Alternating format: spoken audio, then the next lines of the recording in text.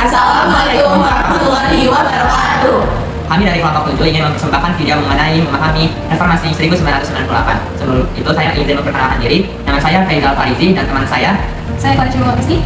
Saya sudah melakukan Suari. Saya Johan Nur Kesana. Dan saya Kalisa Maharani. Selamat menyaksikan. Hai. Kita lagi nonton video penjelasan tentang KDI tahun 98 nih. Apa itu sih? Mau gak aku ceritain dikit? Boleh. Jadi itu ya dulu tahun 98 Indonesia tuh pernah ngalamin salah satu masa yang paling kacau dalam sejarah, karena kayak bener-bener chaos gitu loh. Mulai sekarang kita tuh dilihatnya tuh keren banget ya, agak-agak gitu, karena tahun 96 waktu itu Indonesia tuh dipuji-puji karena pertumbuhan ekonominya yang tinggi dan rakyatnya tuh makin sejahtera. Tapi ternyata selama masa itu ada dua waktu yang meledak gitu. Nah, mulai pertengahan tahun 90-an tuh krisis keuangan di Asia tuh meledak, mulai dari Thailand kan sampai lah kita gitu, investor-investor asing itu pada kabur, terus kayak nilai tukar kita, rupiah kita itu yang dari 2000-an bisa ke 15.000-an, bener gak sih? Naiknya gila-gilaan, jadi semua harga pokok itu bener-bener naik gila-gilaan. Rakyatnya daya belinya makin rendah dong, otomatis kan. Jadi kan banyak banget nih orang-orang yang langsung ngerasain dampaknya di depan. Nah, terus pemerintah kita sebenarnya nggak tinggal diam loh. Sebenarnya karena panik juga kayak pemerintah kita tuh nggak tolong sama akhirnya IMF itu masih bantuan, ngasih pinjaman yang besar banget, tapi ada syaratnya itu ketat banget.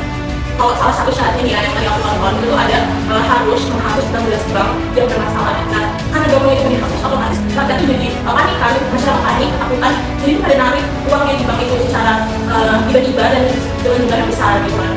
Terus kan habis dari narik kemarin itu dari perang ada di itu tapi yang beberapa masyarakat mahasiswa itu kan bergerakan akhirnya terjadi demo besar yang dari wilayah apa ya di mana karena yang dari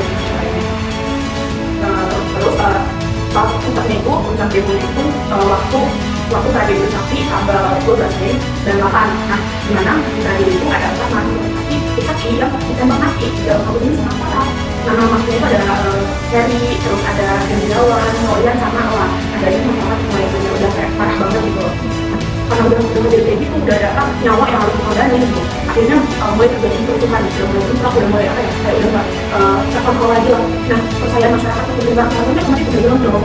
Akhirnya setelah 32 tahun itu masa itu meninggal, akhirnya dia mengundurkan diri. Nah, waktu Partai udah mengundurkan diri dari presiden sama udah terpapar 32 tahun penjabat, itu jadi titik awal mulanya reformasi Indonesia. Jadi itu ini tuh kayak tragedi 1998 ini tuh kayak bukan cuma tentang ekonomi, tapi juga tentang keresahan masyarakat sama keadaan demokrasi di Indonesia ini. Jadi kayak masyarakat yang udah mengundang sakit yang lama gitu. Nah, dari apa yang kita tadi ceritain kan udah dapat belum sih tentang tragedi 1998?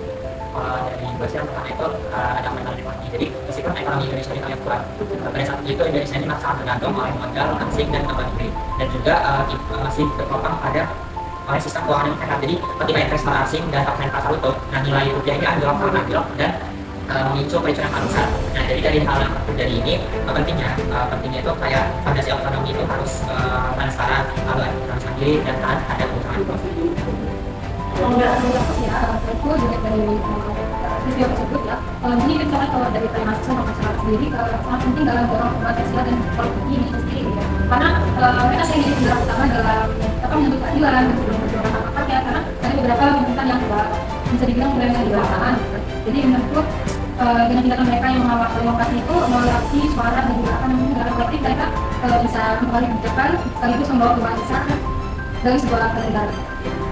Kalau aku singkat aja sih ya, karena menurut aku nih kayak pentingnya reformasi gitu. Nah, karena kan ada 6 tuntutan reformasi seperti kayak kemudian Undang-Undang 45, terus penghapusan divisi ABRI. Nah, ini tuh kayak menunjukkan betapa krusialnya perubahan mendasar dalam sistem politik. Nah, itu bisa membuat negara itu memperbaiki tata kelolanya di negara.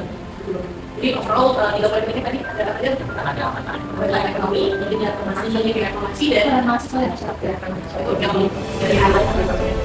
Jadi dari pembahasan kelompok kami tadi yang bisa dipetik menurut saya pribadi itu video, apalagi sebagai mahasiswa, video penjelasan tragedi 98 ini sangat penting karena menggambarkan bagaimana pentingnya demokrasi dan transparan, juga partisipasi aktif dari masyarakat untuk menciptakan stabilitas politik maupun ekonomi. Kalau dari aku sih kita harus terus jaga semangat kita berkritis dan menyuarakan kebenaran gitu ya. Karena suara rakyat itu sangat berpengaruh, apalagi kalau disuarakan bareng-bareng.